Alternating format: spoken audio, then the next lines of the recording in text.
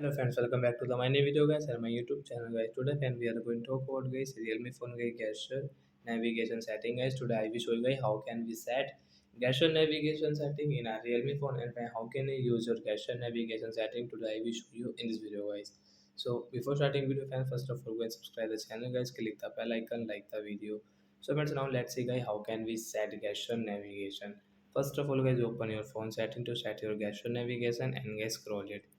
Hence you can see guys your special future setting guys, tap here guys, click on, oh sorry friends, again system setting guys, click on guys system setting guys, tap here. Hence you can show system navigation guys, tap here. Hence you can see guys your button navigation and gesture navigation. So once click on your gesture navigation and once come back, hence you can show gesture navigation will set and how can we use. So once you want to back, so you can back from this right and left side, right and left side. You want to close apps, you can close from here. So like that guy, you can use guys your gesture navigation setting in your Realme phone. So that's it guys, thanks for watching the video, bye guys.